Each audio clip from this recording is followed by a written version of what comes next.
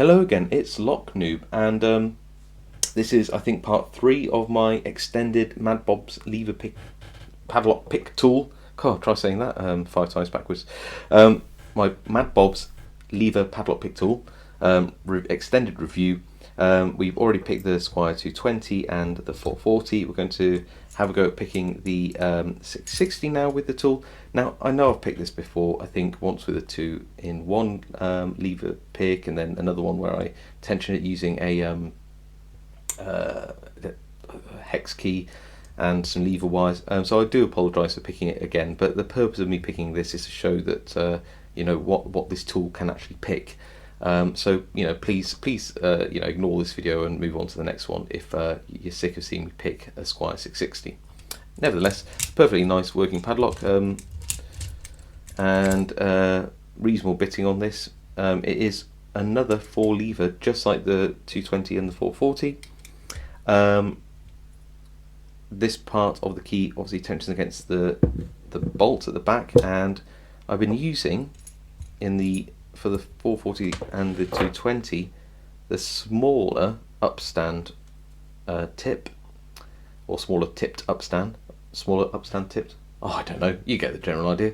And you can see that there is another tip which is ever so slightly longer by a couple of millimeters.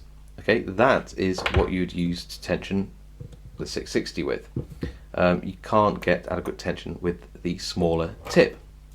So we're going to just upgrade the tip, and there we go, tighten it up. We're also going to move to the larger pick wire this time. So you can see the 2 pick wires that come with the kit. One is slightly longer, so we're going to be using the slightly longer one. So we're going to retire the smaller parts of the kit, and we're going to try and pick this one using the larger tool. Now again, I can feel I've got tension on the bolt. For some reason the 660s, in my experience, and I think the Casper variants of the Old English, they just need a bit more torque than you'd expect. But then again, go easy on this tool, because this is quite a thin upstand, and I think it will bend if you overdo it. So just make sure that you can feel that the levers are binding. If they are binding, then you don't need any more tension. If you don't know what it's like feeling a bound lever, I guess you just have to practice and go very carefully. But there's a 5-week wait on these Mad Bob tools, so if you break it, you'll be sorry.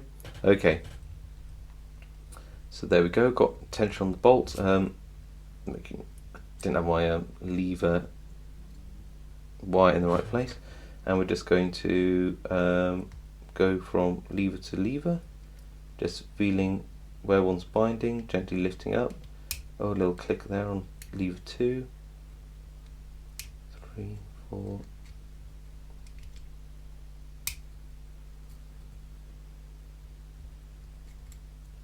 Oh, yeah, lever 1 there was now picked, and lever 4. So somebody's holding us back. We're almost open.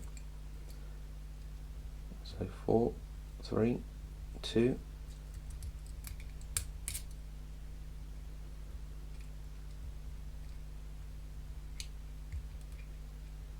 Come on. You're trying to find.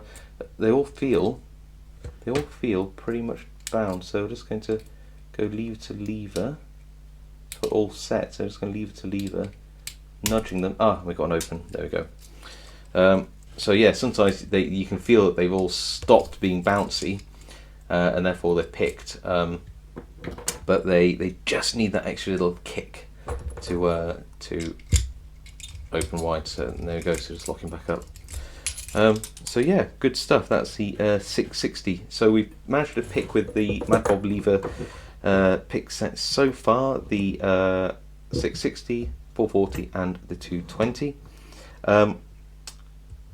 What we'll pick next? I'm probably going for the Secure It. Okay, I'll see you next time.